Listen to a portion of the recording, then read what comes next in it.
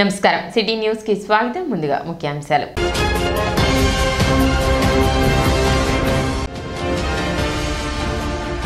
విలువలతో కూడిన సుదీర్ఘ సినీ ప్రస్థానం కలిగిన వ్యక్తి సూపర్ స్టార్ కృష్ణ తెనాలిలో జరిగిన కృష్ణ విగ్రహావిష్కరణ కార్యక్రమంలో మంత్రి నాదెండ్ల మనోహర్ వెల్లడి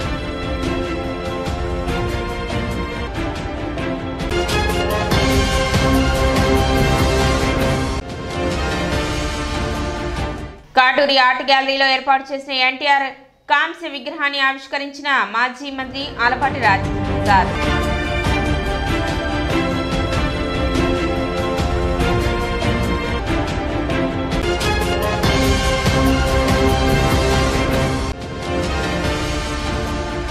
టీడీపీ మాజీ రాజ్యసభ సభ్యులు దివంగత నేత ఎడ్లపాటి వెంకటరావు నివాసంలో సంక్రాంతి సందర్భంగా జరిగిన ఆత్మీయ సమావేశం.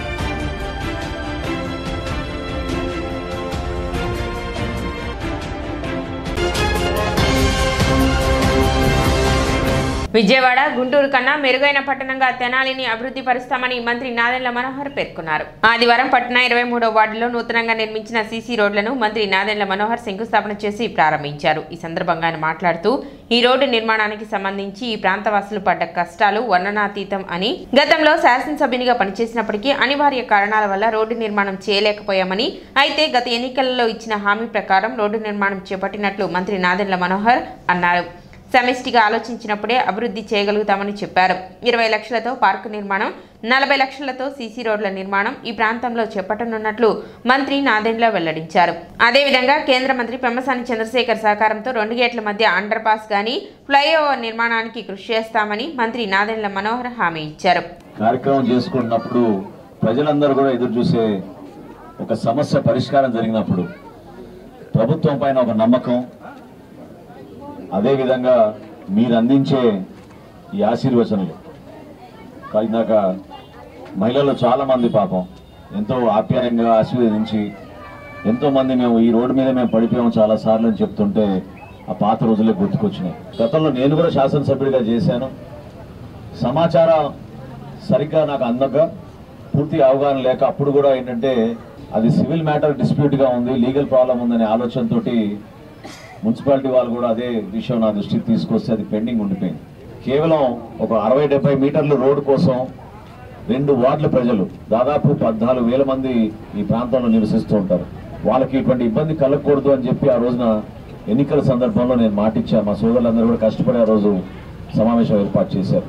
తహసీల్దార్ గారి చొరవతోటి లీగల్ నోటీస్ అంటించి ఎవరికైతే దానిపైన ఈ భూమి హక్కు ఉందో వాళ్ళని ముందుకు రమ్మని, కాంపెన్సేషన్ మేము ఇస్తాం మున్సిపాలిటీ నుంచి అని చెప్పాం ఆ రోజున. దానికి ఈ రోజు కూడా కట్టుబడి ఉన్నాం. అభివృద్ధి చేసుకుంటూ ముందుకెళ్దాం. ఇక్కడ రాజకీయాలు అవసరం లేదు. మనం కూటమి ప్రభుత్వంలో Telugu Desam party, Bharatiya Janata party, Janasena party అందరం కలిసి ఈ ప్రాంతానికి ఇంకా మనం అభివృద్ధి చేసుకోవాలి. అక్కడ 20 లక్షల రూపాయల పార్కు, ఇంకొక 30 లక్షల రూపాయలతోటి అంతర్గత సిమెంట్ రోడ్లు కూడా శాంక్షన్ చేశాం.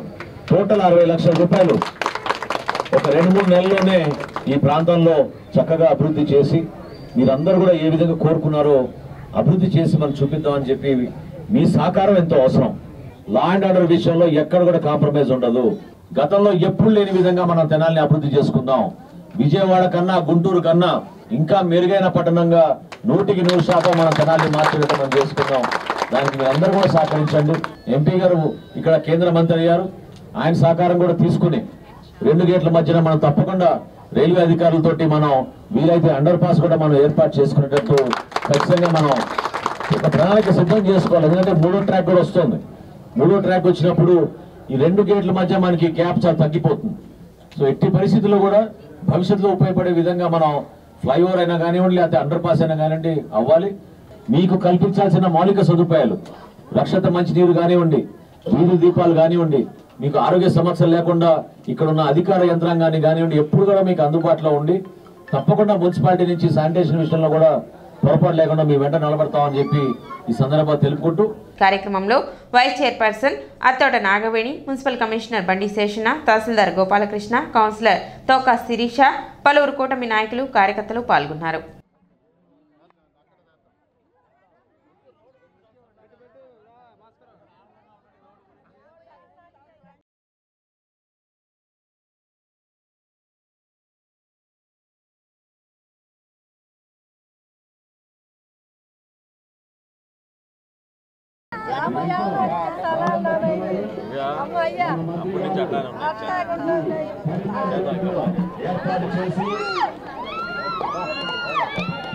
కొన్ని ఏళ్ల నుంచి వాళ్ళు కలగంటున్నారు సార్.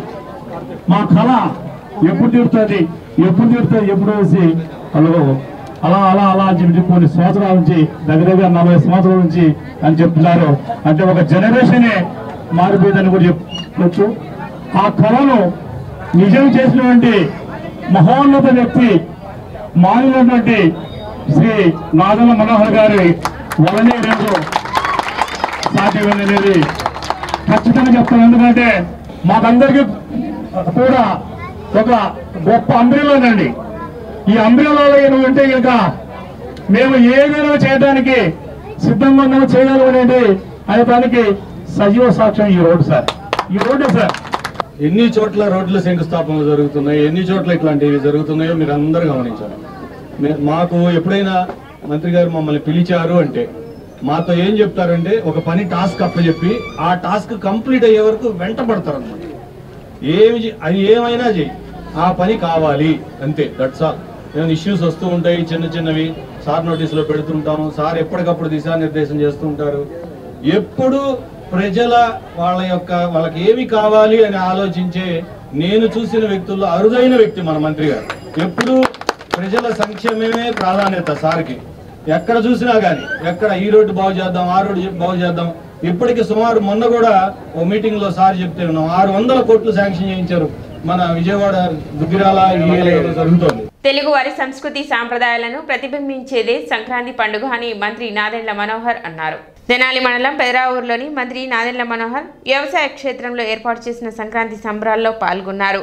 ఈ సందర్భంగా భోగి మంటలు వేసి సంక్రాంతి శుభాకాంక్షలు తెలిపారు. ఈ సందర్భంగా ఆయన మాట్లాడుతూ ప్రతి ఏటా నిర్వహించే విధంగా పెదరావూరు గ్రామంలో సంక్రాంతి సంబరాలు జరుపుకోవడం జరిగిందన్నారు. భవిష్యత్తులో మెరుగైన అభివృద్ధి కార్యక్రమాలు ప్రజలకు రైతాంగానికి వీలు చేసే విధంగా కూటమి ప్రభుత్వం ముందుకు వెళుతుందని మంత్రి నాదెండ్ల పేర్కొన్నారు. వేడుకలలో DSP Janardhan Rao, municipal commissioner బండి శేషన్న, పార్టీ నాయకులు, కార్యకర్తలు, వీర మహిళలు పెద్ద సంఖ్యలో పాల్గొన్నారు.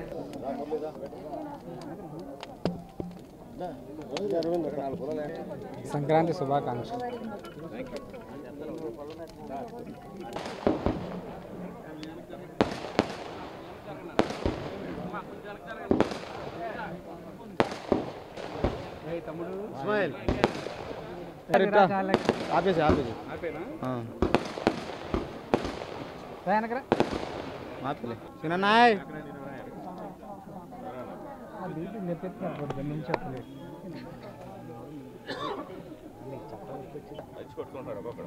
కళ్ళు దొబ్బినాయి పెట్టారు. తిరుగుతానన్నారు రోడ్డు కూడా.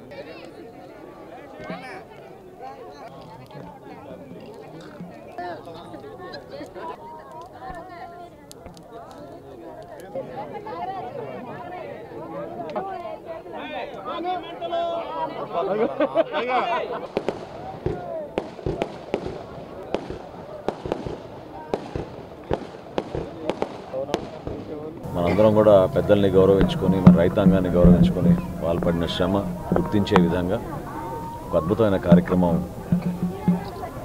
నిజంగా అదృష్టవంతులుగా మనం భావించుకోవాలి.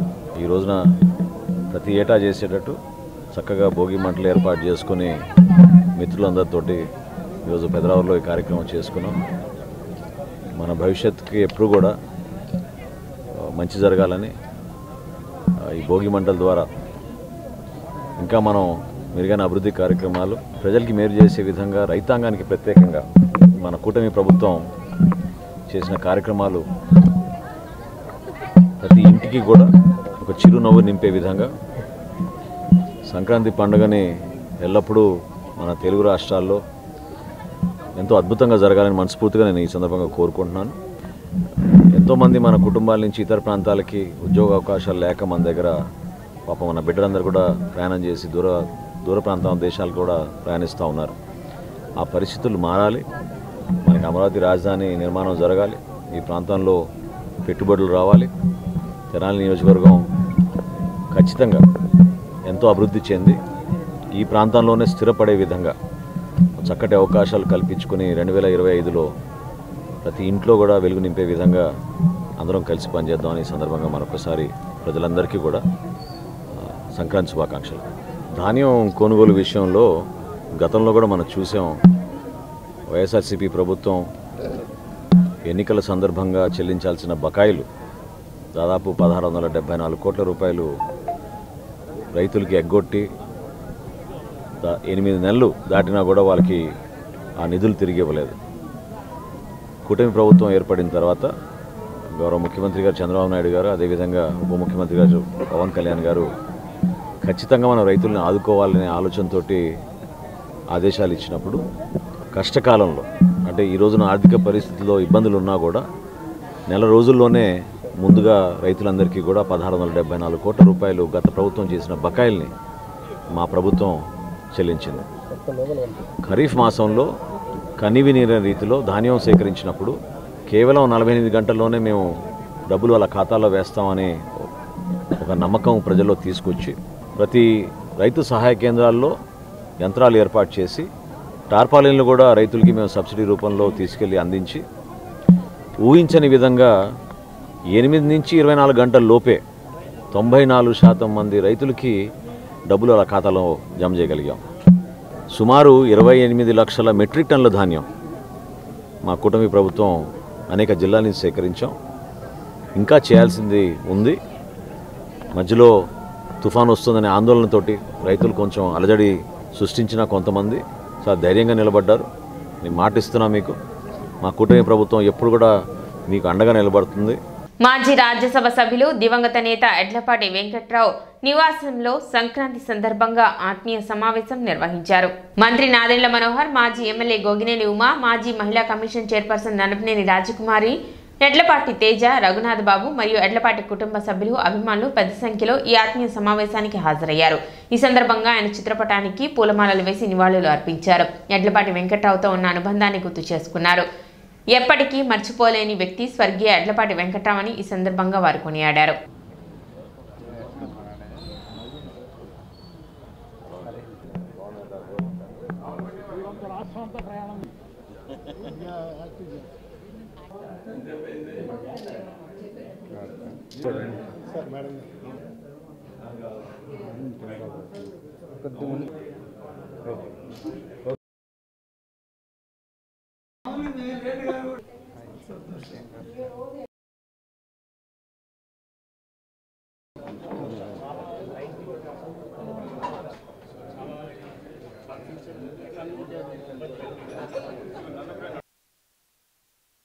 ఎడ్లపాటి గారింటికి అందరూ రావడం జరిగిందండి.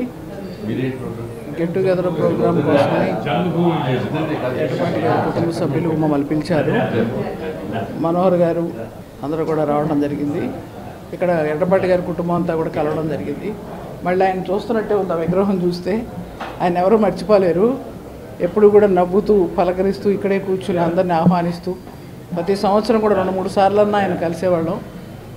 అంతేకాకుండా పార్టీ పట్ల ఎప్పుడు కూడా నిబద్ధతో ఉన్నారు ఆయన. ఎప్పుడు కూడా పార్టీ మారకుండా కూడా ఉన్నారు ఆయన. జిల్లా పరిషత్ చైర్మన్ చేసినా, రాజ్యసభ చేసినా, లేకపోతే మంత్రిగా చేసినా, ఏ పదవి చేసినా కూడా పదవి పైన తీసుకొచ్చారు.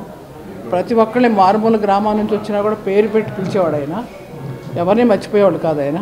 చిన్న పెద్ద దగ్గర అందరూ పేరు పెట్టి పిలిచేవారు. అటువంటి ఎడ్లపాటి వెంకట్రావు గారి కుటుంబంలో వారి కోడలు కానీ, కొడుకు కానీ, వారి సతీమణి, వారందరూ కూడా చాలా ఒక్కొక్కరి తర్వాత ఒక్కొక్కరు అలా వెళ్ళడం అనేది దురదృష్టకరమైన సంఘటన. అది తట్టుకొని కూడా ఆయన నిలబడ్డారు. అయినా కూడా చిన్న చూపు చూశాడు.